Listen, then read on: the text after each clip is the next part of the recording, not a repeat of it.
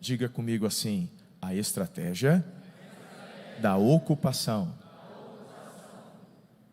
Eu tenho certeza, você que tem acompanhado conosco, a sua visão sobre batalha espiritual está recebendo um upgrade.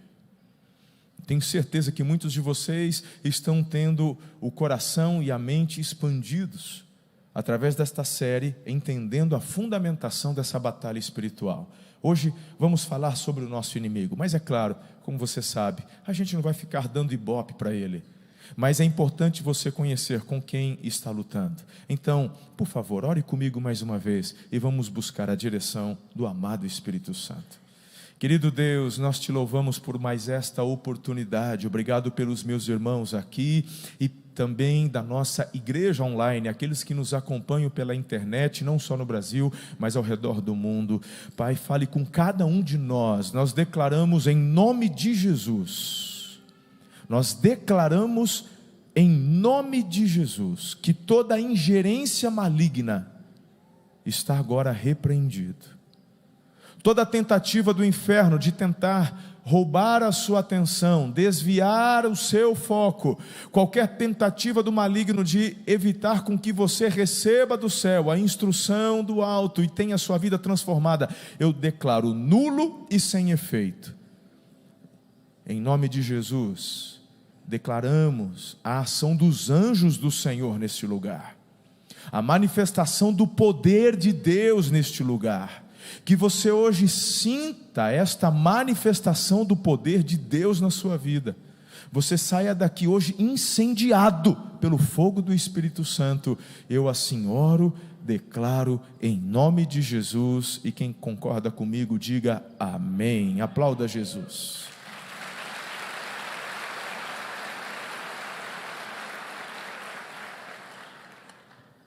Mensagem número 3. Conheça o inimigo. Por favor, preste atenção no texto que lerei de Efésios capítulo 6, versículos de 10 a 13, e logo em seguida o de 1 Pedro 5, de 8 a 9.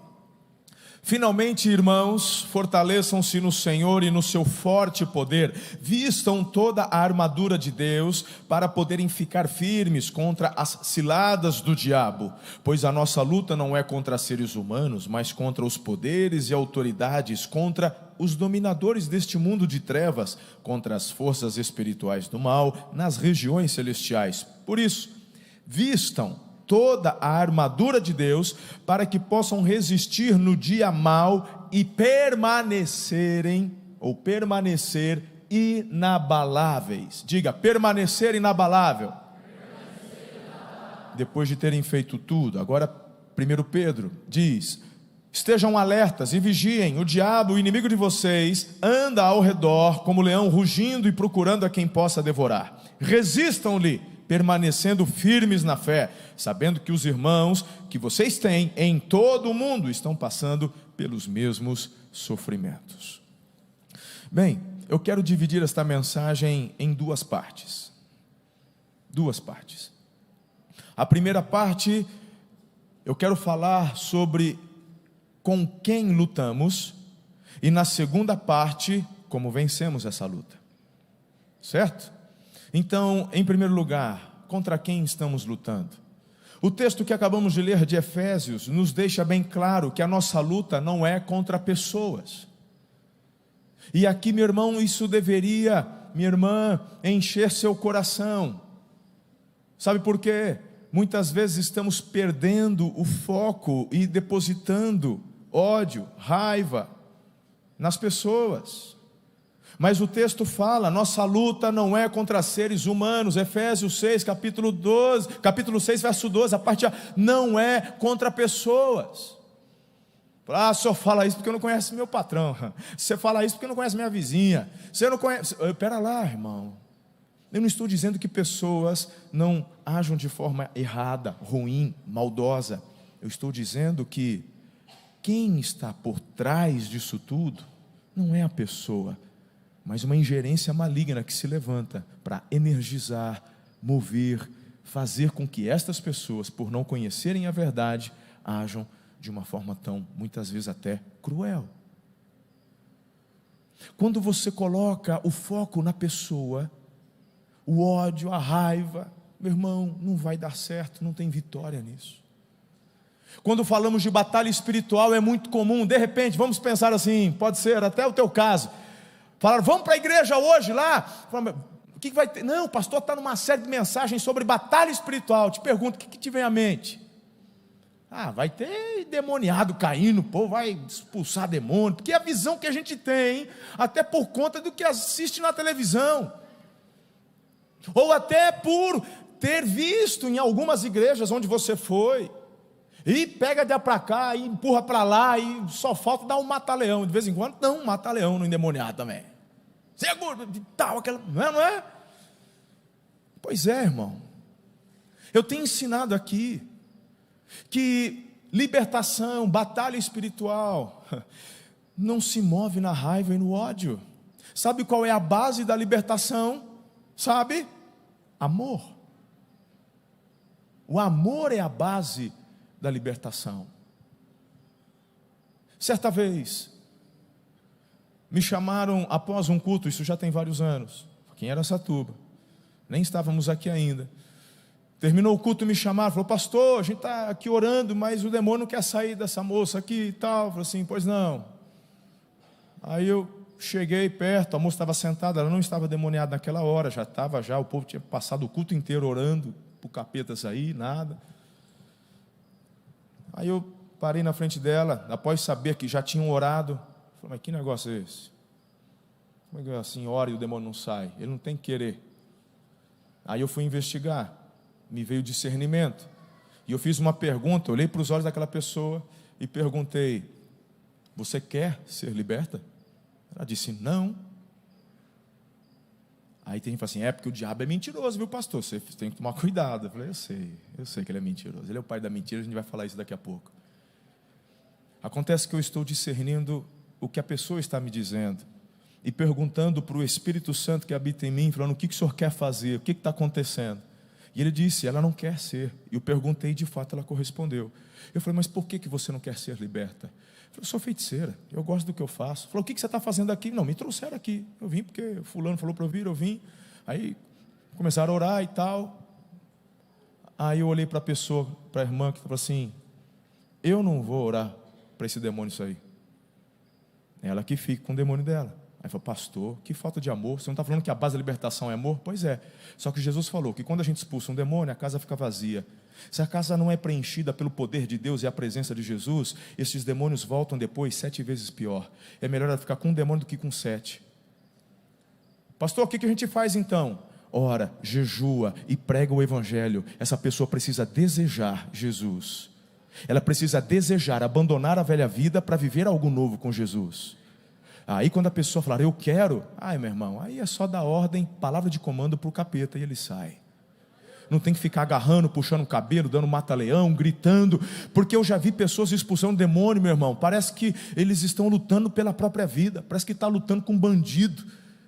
Já viu isso? Você já chegou a ver? Meu irmão, certa vez trouxemos uma equipe para falar sobre libertação na igreja, isso tem alguns anos, e uma fundamentação bíblica muito boa, muito forte, mas depois na hora da oração ouvi uma cena que aquilo me chocou. Eu falei, não é isso.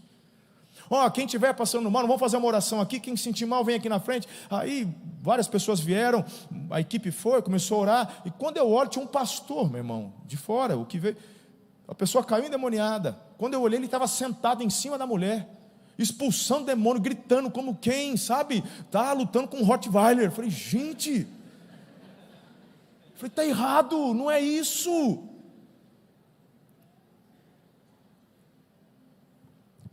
Essa semana tive um tempo com o pastor Júnior, que é o nosso pastor da casa de oração, pastor de oração da igreja. Nossa casa de oração funciona todos os dias, de segunda a sábado, das 5:30 da manhã, 6 horas até o meio-dia.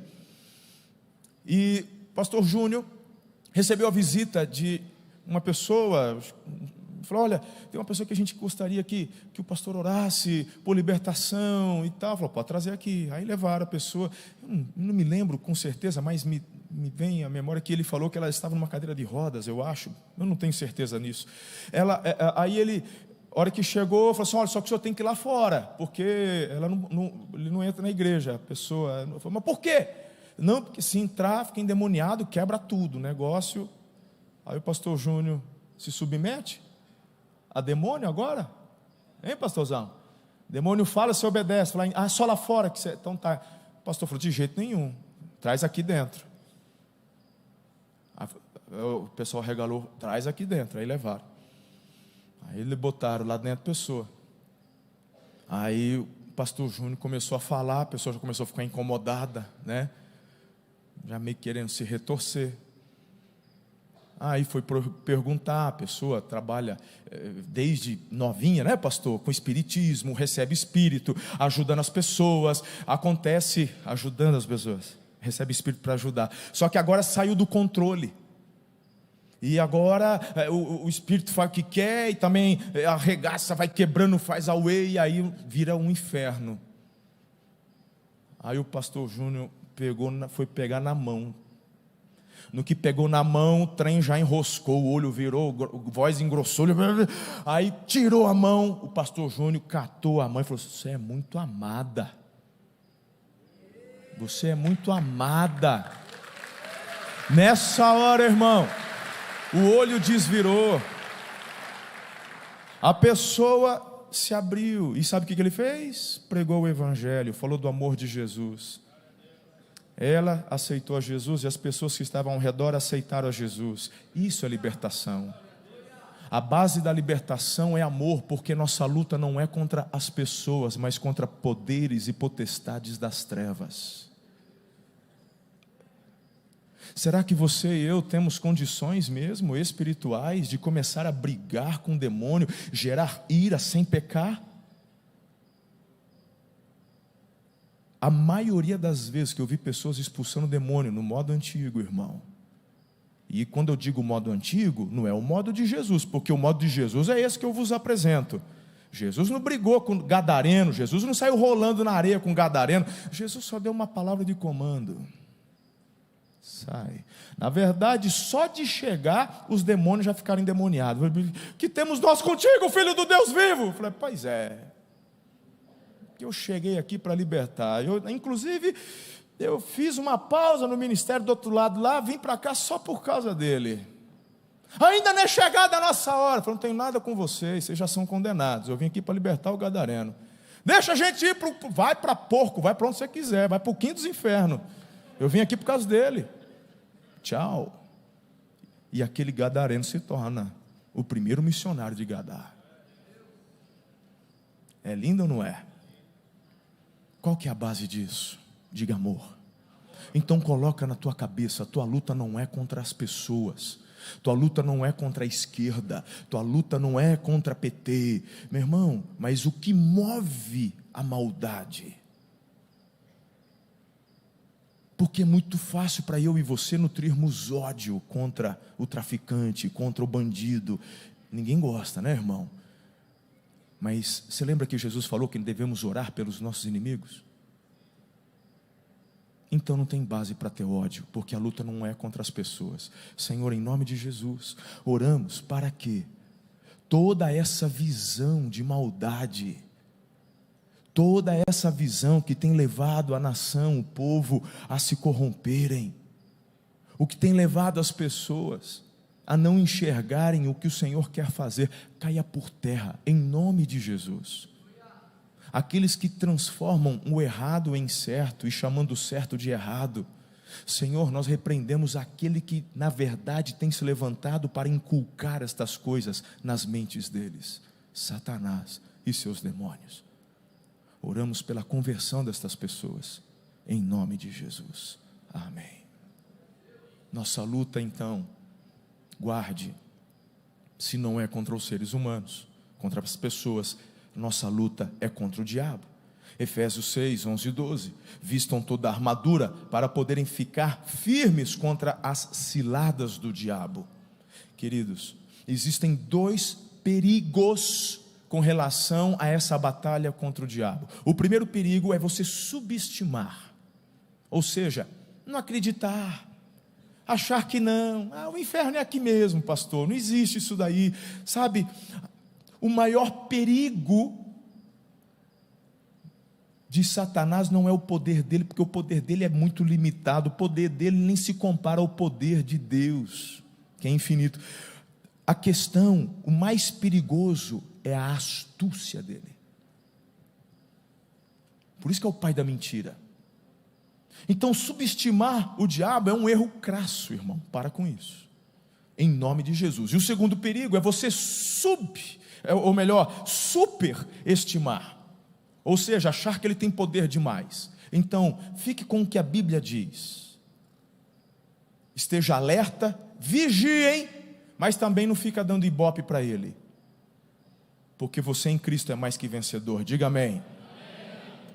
Queridos, na vida cristã, nesta batalha espiritual, com certeza você vai ter alguns embates com as forças das trevas. Se na sua caminhada você não trombar de frente com o diabo, você talvez esteja indo na mesma direção que ele. Cuidado, essa frase é bem conhecida e antiga. Muitos embates surgirão. Agora, olha só que interessante.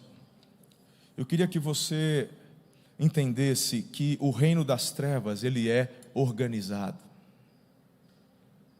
Então nossa luta não é contra pessoas, a nossa luta é contra o diabo, e o reino das trevas é organizado. Quando eu olho para esse texto de Efésios, que a gente já viu, ali fala de poderes, fala autoridades, diz dominadores deste mundo, forças espirituais do mal. Meu irmão, olha que interessante, organização. O inferno, o mal, estes são organizados. E esta organização tem patente, irmão, ali. Por quê? Primeiro porque o diabo não tem os atributos divinos. Onisciência, saber de todas as coisas. O diabo não pode ler teu pensamento. Ele não sabe, se você está falando aqui, ele não sabe o que o outro está falando do outro lado, porque ele também não é onipresente. Ele não pode estar em dois lugares ao mesmo tempo. Ele não é onipotente, porque só Deus tem todo o poder. Então essa organização é necessária, inclusive para colocar em prática a sua estratégia. E qual é a estratégia? A estratégia dele é acabar com o ser humano, é matar o povo, é matar, roubar e destruir.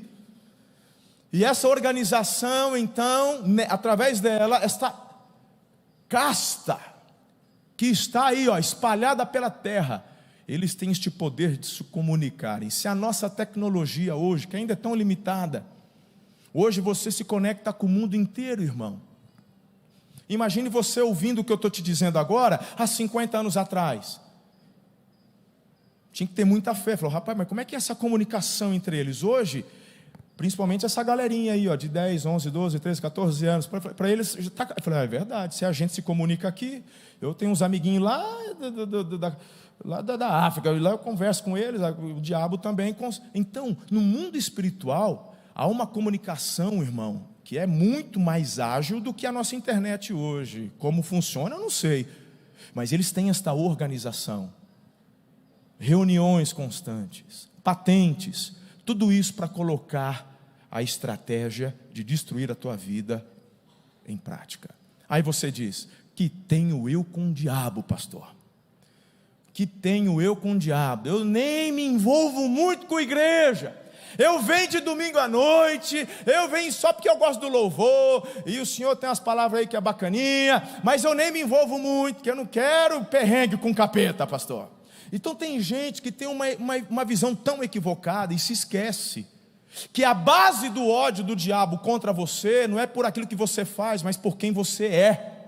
Você foi criado à imagem e semelhança do Deus Altíssimo. Quando ele olha para você, ele vê a glória de Deus, porque Deus, ele manifestou a glória dele na sua criação. E mesmo por conta do pecado, o homem caiu, foi desligado de Deus, mas o Senhor, por tanto amor, deu a vida do Filho, sacrificou a vida do Filho para pagar o preço do seu e do meu pecado, para que fôssemos religados a Ele novamente através da fé. Sacrifício da reconciliação. Então quando o diabo olha para você, ele vê Jesus. Quando ele olha para você, ele enxerga o reino de Deus. Isso ativa o ódio. Na verdade não é que ativa, ele já é ódio puro. Basta nascer. Quem é, meu irmão, o maior patrocinador da ideia do aborto? A quem interessa? aquele que tem ódio da vida do ser humano. O diabo não pode nem ele já, como eu disse, é um condenado. Ele não tem como, ele só faz o que Deus permite. Ele tem que pedir autorização de Deus se ele quiser fazer alguma coisa. Meu irmão, é por isso que ele tenta fazer arruaça na sua vida. Mas eu não sou blindado, pastor. Quando está nas mãos do Senhor. Mas você tem o livre-arbítrio. Quando você sai debaixo da cobertura, você fica vulnerável. Não é à toa, filhos, que já acabamos de ler há pouco textos como: vigiem, estejam alertas. O diabo, vosso adversário, anda ao redor, como um leão, procurando uma presa para devorar. A estratégia do leão, meu irmão, ele não é muito rápido, ele não tem muita agilidade, ele tem força. E a estratégia do leão não é pegar a presa mais forte, a presa mais gorda. A estratégia do leão, que na verdade quem caça são as leoas, é pegar os doentes, os mais fracos, o que fica para trás. Então toda analogia que você vê a Bíblia fazer não é por acaso não. Ele está ao redor, à espreita, procurando. Quem é que não está jejuando? Quem é que não está orando? Quem é que está lá, fazendo coisa errada? Quem está dando legalismo? Meu irmão, é sobre estes que a força vem. Ele se levanta. Sabe por que eu digo isso? Porque nós já chegamos, inclusive, nós tivemos que trabalhar. Eu acho que há uns 3 anos atrás, surgiu, meu irmão, um comentário no meio das células. Antes da pandemia, célula bombando, uma multiplicação. E aí, é claro, está crescendo. O diabo não quer que cresça. Pegou algum desavisado, alguém da igreja, que começou a divulgar entre algumas pessoas. Falou: olha, não abre célula na tua casa não. Mas por que não? Não, porque o diabo, você vai atrair a ira do diabo na tua vida. Você acha, botar o povo vai vir lá, vai orar e não sei o quê. Aí o diabo, você vai chamar a atenção dele. Não parece ridículo? Pois é, essa turma aí, que, sei lá, acho que vive igreja só de ficar vendo videozinho de TikTok. E deixa eu te falar, meu irmão, vai ler a Bíblia. Vai ler a Bíblia. Porque quando você se santifica, quando a presença manifesta de Deus se faz na tua casa, se faz no teu trabalho, meu irmão, sujeitai-vos a Deus, resisti ao diabo, e a Bíblia diz: ele fugirá de vós.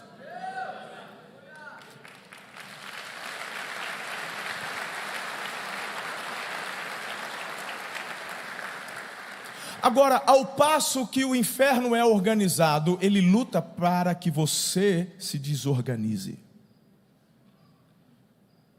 Uma das estratégias de promover o caos na tua vida, e aqui eu já estou falando o que ele faz e te dando um antídoto.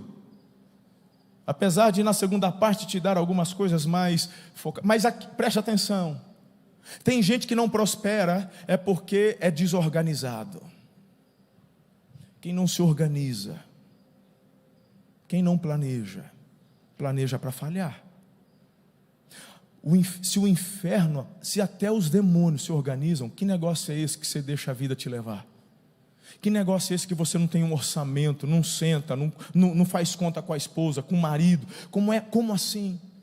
Como assim não tem organização no seu trabalho, nos seus estudos? Como assim não tem organização nos seus horários? Qual é o seu tempo de trabalho, lazer, estudo, de vida espiritual? Ou você vai assim deixando conforme o vento sopra? Se você quer um salário, você tem que entrar no horário combinado e sair no horário combinado, ou produzir aquilo que é combinado. Se você respeita os horários que o teu patrão te impõe para receber um salário, porque você mesmo não aplica esta organização para ter um tempo de oração e devoção aos pés do Senhor? Você acha mesmo que frequentar uma igreja num domingo à noite é o suficiente? Você acha que vida cristã é isso? Só pode estar de brincadeira comigo. Está na hora de você se organizar. Uma das coisas que eu mais escuto é: não tenho tempo. Se Deus te deu 24 horas é porque é suficiente.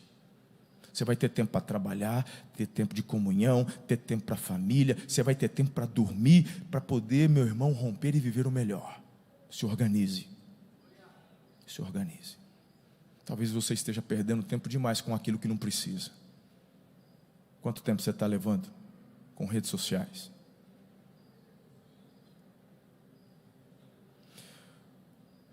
Não precisava nem falar porque é chovendo molhado, mas é importante, de repente tem alguém aqui pela primeira vez, ainda falando do nosso inimigo.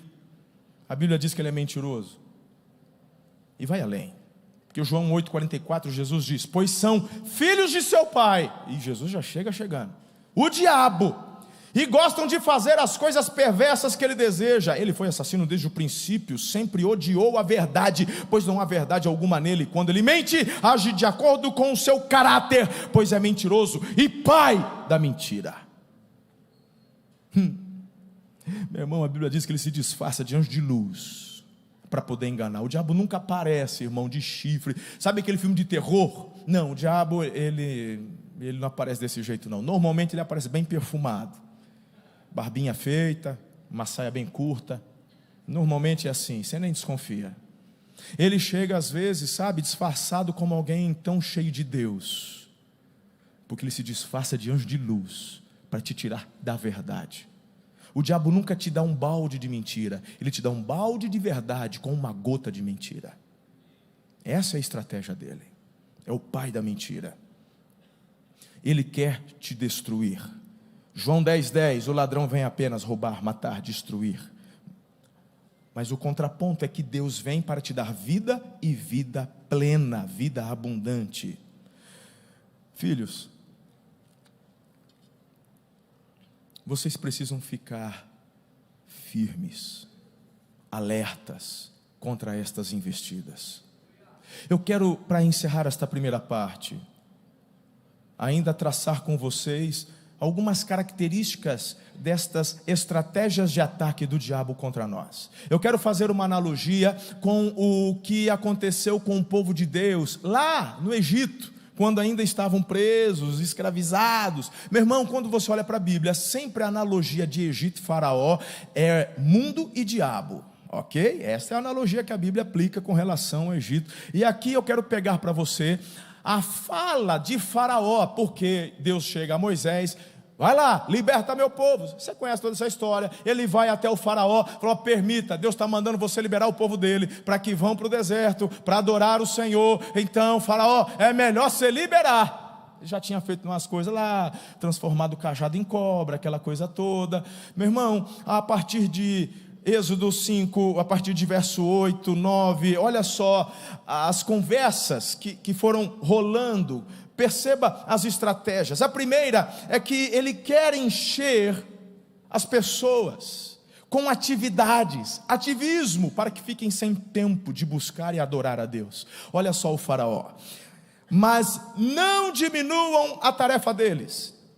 Eles vão ter que produzir a mesma quantidade de tijolos, não reduzam a sua cota. De certo, está sobrando tempo para eles, senão não estariam clamando: vamos oferecer sacrifícios ao nosso Deus. Aumentem a carga de trabalho deles, porque assim pensarão só no serviço, não sobrará tempo, nem terão forças para dar ouvidos a palavras mentirosas.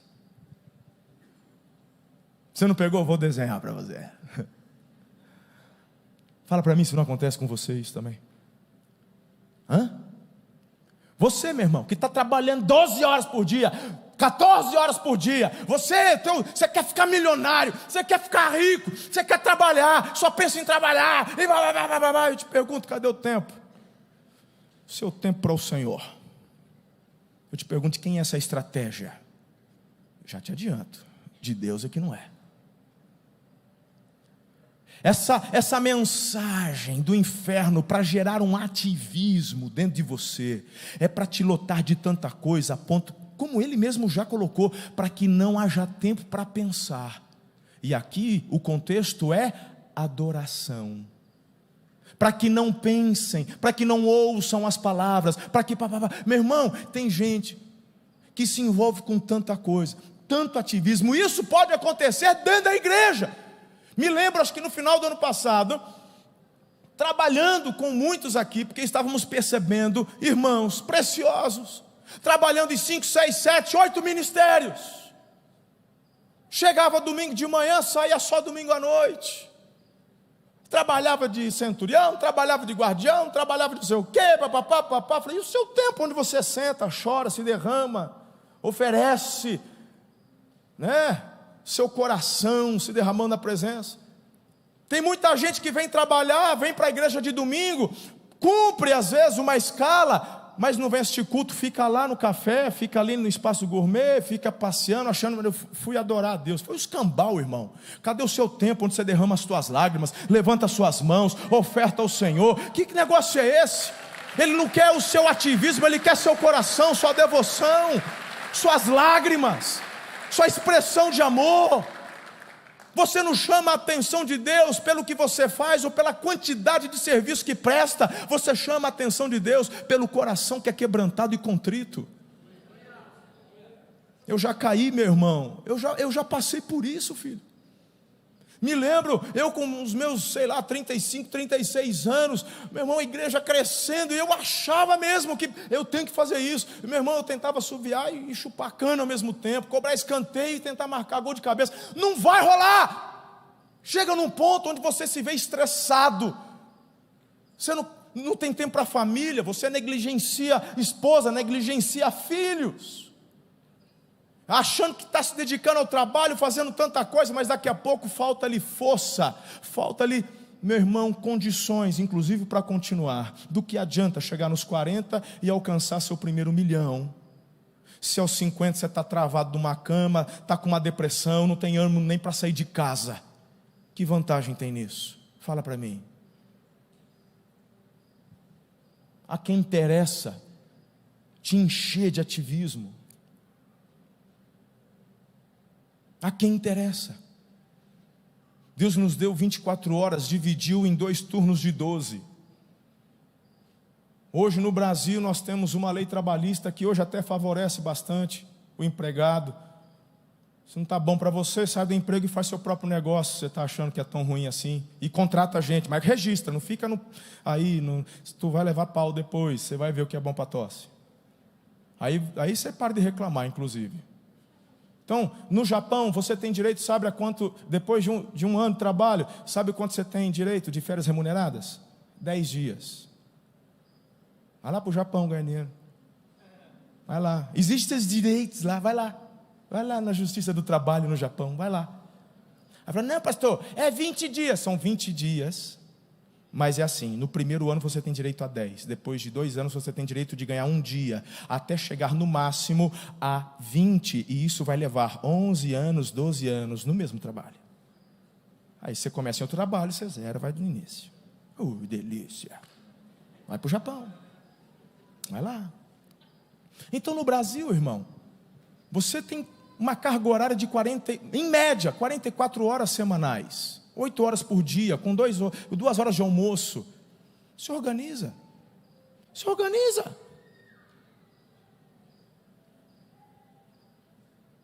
Ficou tenso aqui agora. Ficou um ambiente meio... Não vejo ninguém dando glória a Deus, aleluia. Não vejo ninguém aqui... Qual a segunda estratégia? Olha como que as coisas não mudam. Porque o diabo, meu irmão, ele pode ser qualquer coisa, menos criativo. Ele falta criatividade, ele copia. Deus faz, ele copia. É a China do inferno.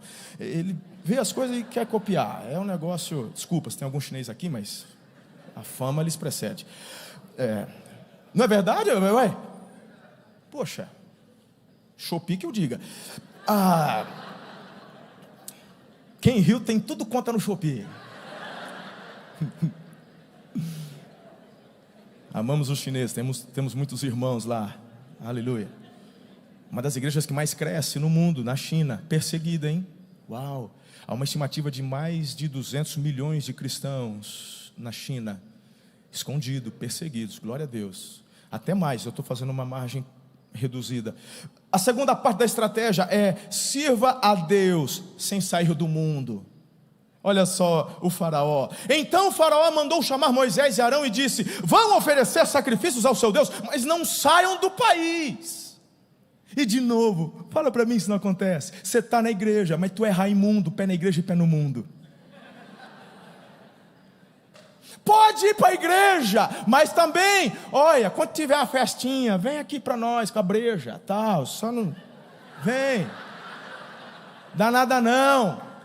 E você só ouvindo o faraó, irmão. É complicado, né? É complicado. E aí a galera entra nessa do nada a ver. Eu te pergunto, de onde vem essa ideia, gente? Uma teologia liberal que a gente vê tanto pastor por aí falando umas borrachas. Que negócio é esse? Tá com o pé na igreja, não dá certo. Essa ideia é do diabo, essa ideia é do faraó, vem do Egito. Olha, vai para a igreja, mas também não precisa virar assim, um beato.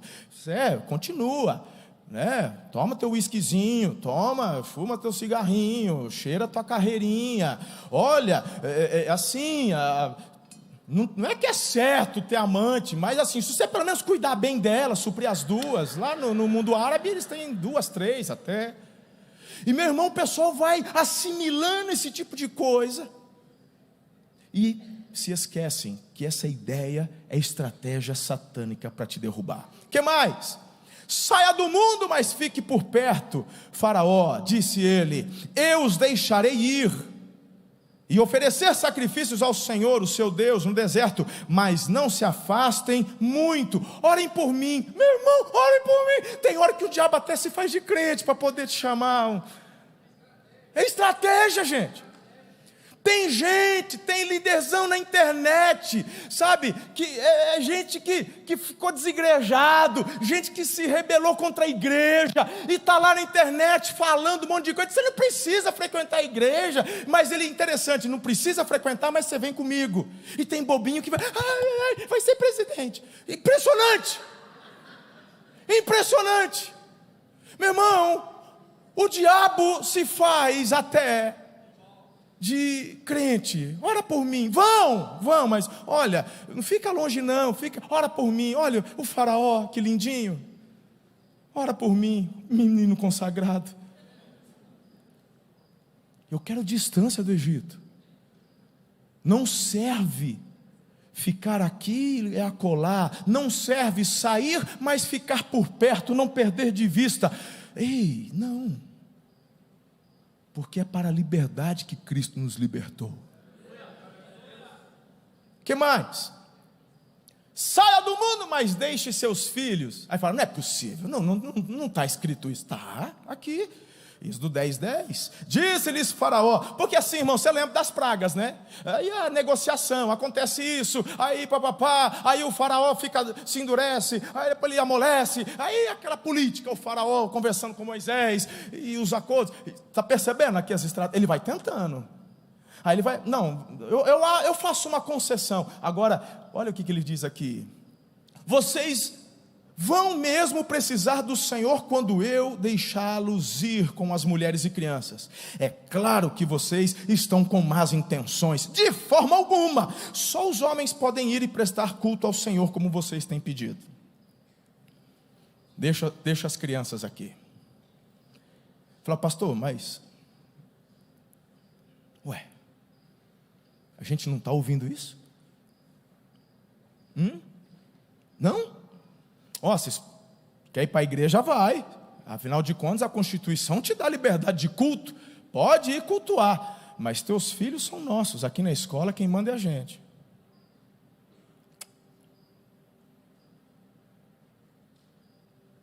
Da onde vem essa estratégia, irmão? Quem manda nos seus filhos, tem governador, tem presidentes, tem gente que fala isso, que os filhos, quando estão na escola, não pertencem aos pais, a autoridade ali. Meu irmão, da onde vem essa ideia?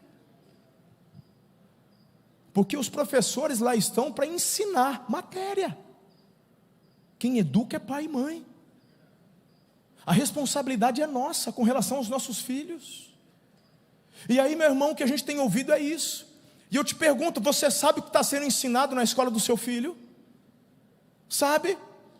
Nós sabemos, já temos consciência, provas de escolas particulares em nossa região que estão escancaradamente ensinando ideologia de gênero para escola de criança, de 0 a 5, 0 a 8, com banheiro já, pai e mãe nem sabe disso, nem desconfia, mas está lá.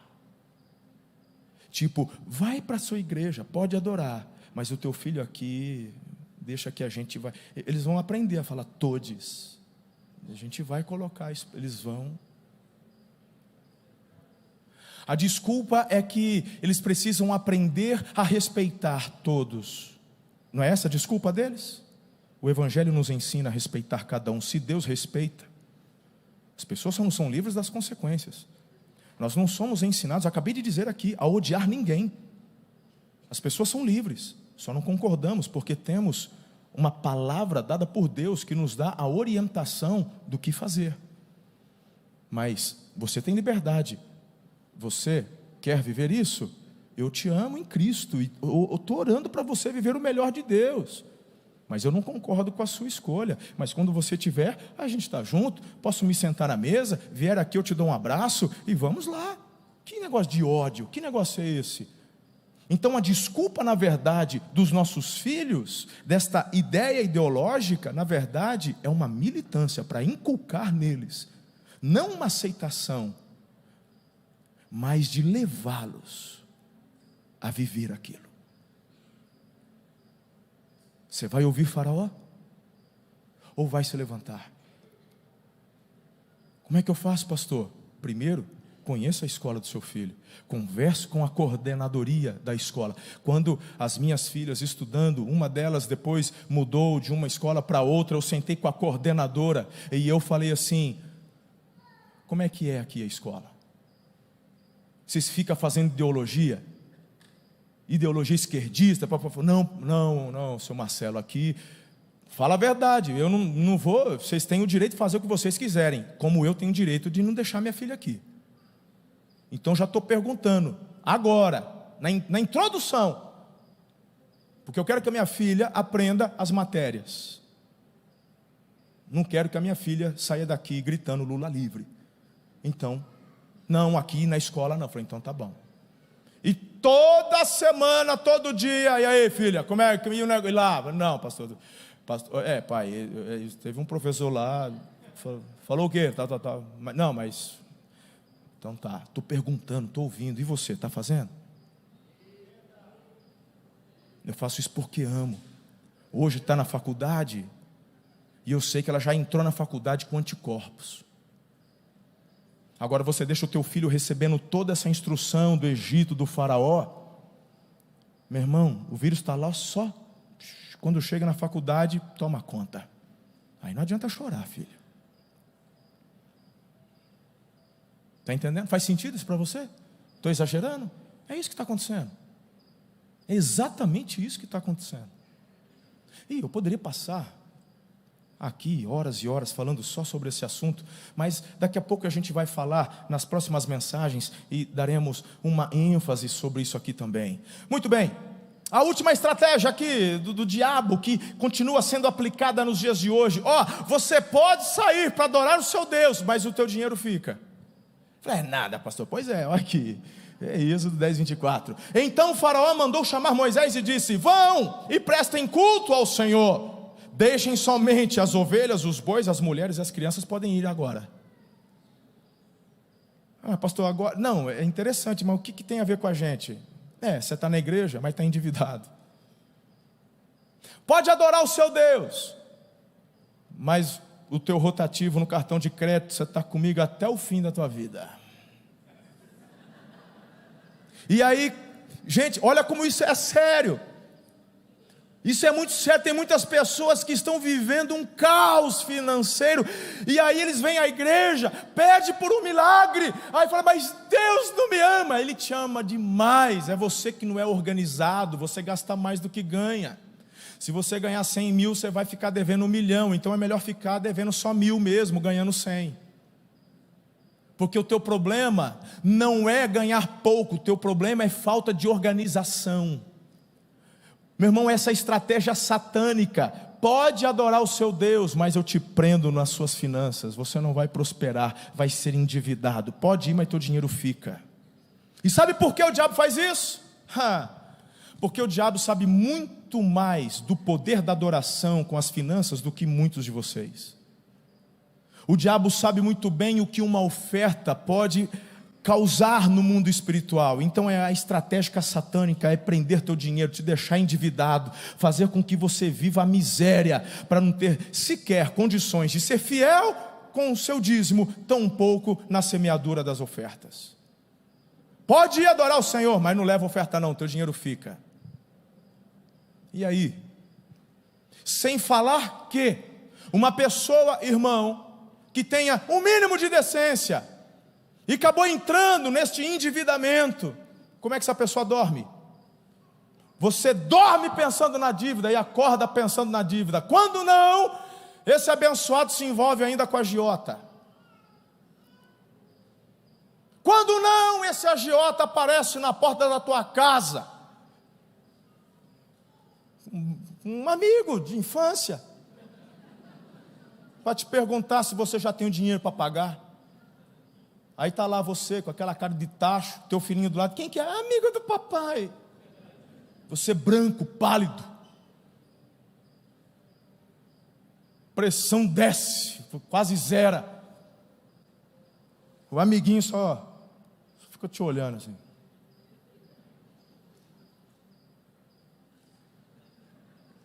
Quando não faz isso, né? Quando faz isso aqui, ó. Aí pode trocar a cueca depois. Uma pessoa dessa, fala, meu irmão, eu só estou falando verdades aqui. Uma pessoa dessa, como é que fica a saúde dela? Tem que ser muito mau caráter, irmão, para ficar devendo e sofrendo tanta pressão. É coisa de psicopata, que não tem sentimento. O psicopata é isso, ele não tem sentimento, né? Então, se uma mensagem de morte, todo mundo vai morrer mesmo. Não, tem cara que é meio... Vê o outro sofrendo, não sente a dor do outro. O psicopata é assim, ausente de sentimento. Então tem uns doidos que não ligam. Mas você é decente, se endividou. Quem que te deu esse negócio aí, irmão? Deus aqui não foi. Deus quer que você prospere. Deus quer que você tenha em abundância. Deus quer que você tenha para dar, para distribuir, para abençoar. É isso que Ele quer. Então está na hora de você vencer essa batalha espiritual na sua vida. Busque em Deus organização, colocando em ordem suas finanças. Prospere, povo de Deus. Prosperem. Prosperidade não é correr atrás do dinheiro, porque a Bíblia diz que aquele que ama e corre atrás do dinheiro, ele arma ciladas para si. Deseje e almeje a prosperidade, que tem a ver com estilo de vida. Quando você prosperar com o que você ganha, você estará apto para Deus te dar mais. Quando você entender este princípio, você vai perceber que o dinheiro vai correr atrás de você, as portas vão se abrir. Pare de cair nesta artimanha do diabo. Eu estou na igreja, mas as suas finanças estão presas. Diga, a minha história vai mudar, em nome de Jesus. Está ligado na terra, está ligado no céu.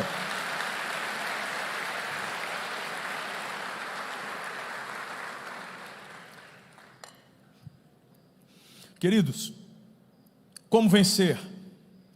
E aqui eu quero encher teu coração de esperança. Nós já estamos caminhando para o final. O grupo de adoração pode entrar. Como vencer o nosso inimigo? Como vencer o diabo? Revista-se em primeiro lugar do poder de Deus. Perceba que desde o início eu estou falando das ações, mas já dando o contraponto. Eu desde o início já estou te dando os antídotos e os remédios para todas as artimanhas e ataques dele. Mas de uma forma mais forte, veemente, mais explícita, mais pedagógica. Aprenda, por favor, em nome de Jesus. Você precisa experimentar o poder de Deus na sua vida. Agora, o grande problema é que eu vejo as pessoas falando do poder de Deus, mas elas não vivem o poder de Deus. Me conte uma experiência da manifestação do poder de Deus na sua vida. Não, a do ano passado não serve. Eu quero dessa semana. Porque o Deus que você e eu servimos, Ele não tem miséria. Ele é um Deus que vai manifestar a presença, o poder e tudo, todos os dias. É só você buscar. Fala para mim qual a última vez que você acordou e foi orar e começou a chorar. Não porque estava com um problema, está tudo bem, só por conta da doce presença dEle que você começou a sentir ali na sua casa, na sua mesa, no café da manhã. A hora que você está assim, no meio do dia, a hora que você vai ter o seu tempo, às vezes você nem está lendo a Bíblia, você só eleva seu pensamento e de repente teu coração começa a se desmanchar em lágrimas. Qual foi a última vez? Diz para mim. Batalha espiritual se vence com o poder de Deus. Poder de Deus. Em nome de Jesus, está na hora de uma mudança. Mais do que falar, é viver esse poder.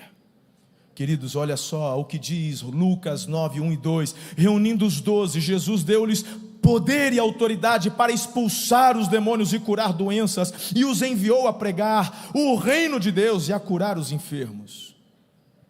Para confrontar o inferno, precisamos do poder de Deus. Experimente-o, e você pode experimentar esse poder hoje. Hoje. Hoje. O diabo treme quando vê um santo homem, uma santa mulher de joelhos orando. Há poder, querido, na oração. Revista-se em segundo lugar da armadura de Deus. Só esse texto dá uma mensagem de 2 horas. Só vou ler. Efésios 6, 13 a 17. Por isso vistam toda a armadura de Deus, para que possam resistir no dia mau e permanecer inabaláveis, depois de terem feito tudo. Assim, mantenham-se firmes. Agora preste atenção, o apóstolo Paulo, ele vai trazer uma analogia. Ele está falando de batalha espiritual, e quando ele fala de batalha, ele traz à memória dos seus leitores, da igreja de Éfeso, ele traz à memória a figura do soldado que mais dava medo, que era o soldado romano. Era uma máquina de matar. Meu irmão, os soldados romanos eram treinados para serem assim, sem misericórdia. Eles eram, pensa num povo que a espada, na época dos ingleses, que foi aquelas espadas compridas, isso aqui negócio de furar, mas é palito de dentro. Não, a espada do romano, ela era mais curta, larga, que era para num golpe, quando entrasse, já cortasse tudo, não ter perigo depois de sarar, ou se batesse de cima para baixo. Meu irmão, o povo tinha medo do soldado romano. Então quando ele vai falar de batalha, ele começa a fazer uma analogia da vestimenta do soldado. Aí ele fala assim: cingindo-se com o cinto da verdade, vestindo a couraça da justiça. E essa justiça não é a justiça de toga preta, é a justiça de Deus. Tendo os pés calçados com a prontidão do evangelho da paz. Além disso, usem o escudo da fé. O escudo da fé, com o qual vocês poderão apagar todas, não são algumas, todas as setas inflamadas do maligno. Usem o capacete da salvação e a espada do Espírito, que é a palavra de Deus. Aleluia! Revista-se da armadura. É forte, filhos. O escudo da fé, quando levantado, não tem seta que passe. Os soldados romanos, pastor Eliezer, eles eram conhecidos por uma estratégia, um movimento de batalha. Quando, por exemplo, na época era muito comum as saraivadas de flecha. E eles tinham uma estratégia, por conta dos seus escudos. Eles faziam tipo uma tartaruga. Eles se uniam, e todas os escudos um no outro, e não ficava brecha, e ali eles se defendiam. Nenhuma flecha passa quando você impõe o escudo da fé. Se você tem se sentido alvejado, levante o escudo e declare: aqui não, Satanás, aqui não. Viva uma vida de santidade. Eu preguei terça-feira uma mensagem muito poderosa sobre isso. Assista no canal do YouTube, venha de terça-feira. Você está perdendo, você que pode vir e não vem. Uma mensagem muito poderosa. 1 João capítulo 3 verso 8. Aquele que pratica o pecado, se prepara porque essa aqui é pesada. Aquele que pratica o pecado é do diabo, porque o diabo vem pecando desde o princípio. Para isso o Filho de Deus se manifestou, para destruir as obras do diabo. Ei, aquele que pratica o pecado é do diabo. Eu fico pensando, Marcelo Boraski, o que os liberaizinhos fazem com um texto como esse? Tem que ter uma forçação de exegese violenta para tentar explicar isso. Essa historinha de que, não tem problema não, nada a ver, vai lá. Não.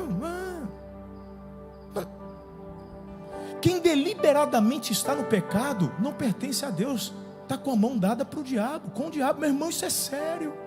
Eu não estou falando com relação a pecados que cometemos, porque erramos. Infelizmente é verdade, erramos. Mas qual é a diferença do crente para o não crente? Segundo Russell Shedd, ele disse: o crente vive em crise, porque o Espírito Santo ele vai te incomodar, dizendo: não devia fazer isso. E aí, meu irmão, quando o Espírito Santo mexe com você, aquilo começa a borbulhar e vai te levar e te conduzir para um arrependimento, que vai gerar um quebrantamento, e após o quebrantamento, confissão. E o mesmo João que diz isso é o mesmo que no começo da sua carta fala: se confessarmos os nossos pecados, Ele é fiel e justo para nos perdoar e purificar de toda injustiça.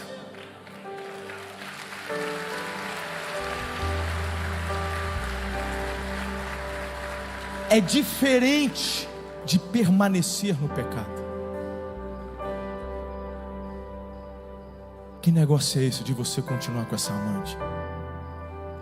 Com esse amante?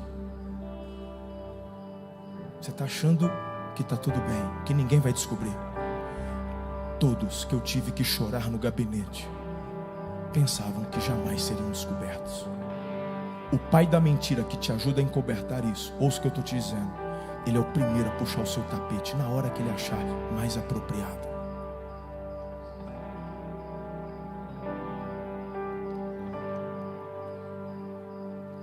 Aquele pininho de cocaína que você cheira de vez em quando, escondido do filho da esposa, que você falou que isso aí não faz parte da... mas você tem guardado esse pininho de vez em quando.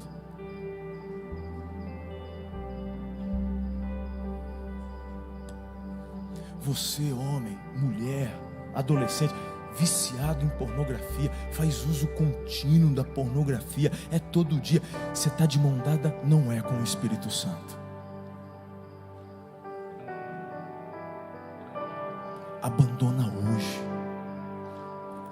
Hoje é dia de você ter vitória nessa batalha espiritual. Vitória. Vitória. Viver o melhor.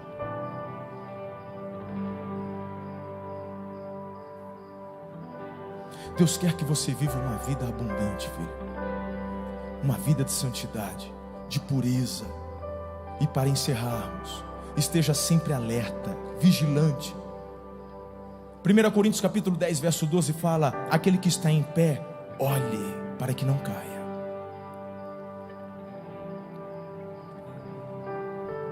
Eu já li para vocês Pedro 5, onde diz: fiquem alertas, o diabo está ao redor, querendo devorar. Não abra, aguarda depois de uma vitória. Eu já li para vocês em Efésios, a fim de que resistam no dia mau e permaneçam inabaláveis. Um dia depois da vitória é o dia mais perigoso. Teve uma vitória, teve uma experiência com Deus, experimentou o poder de Deus. No dia seguinte, no dia da vitória, fique firme, redobre a vigilância. A nossa tendência é baixar o escudo.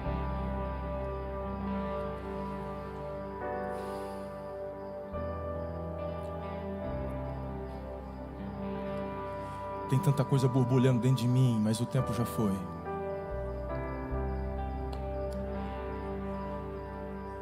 Filhos, não vale a pena perder esta batalha. Vai por mim, não vale. Adolescentes,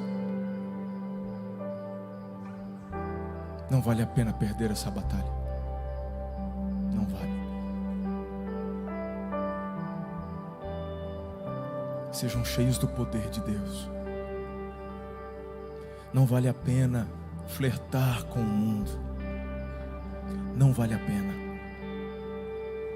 Papai quer que você e eu tenhamos uma vida abundante. Eu quero orar por você nessa noite. Mas eu quero, em nome de Jesus,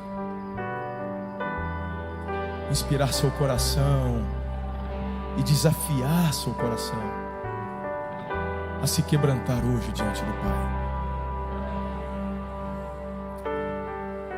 Se você precisa confessar algo, confesse e seja perdoado.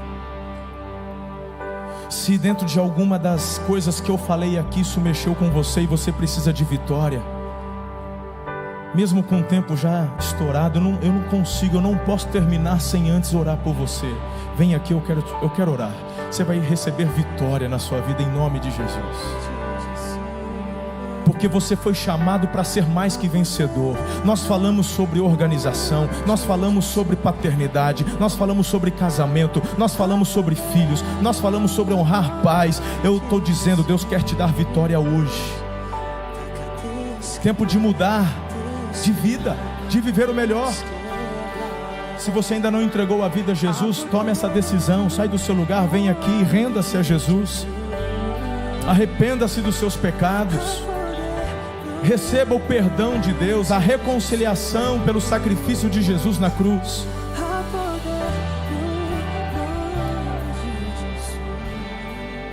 Se você andava frio espiritualmente, você não foi chamado para viver mais ou menos. Eu quero que você saia daqui sentindo a manifestação do poder de Deus. Eu quero que você saia daqui sendo cheio do Espírito Santo de Deus.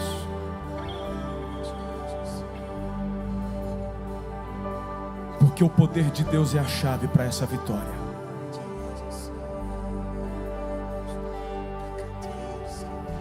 Eu quero orar neste momento.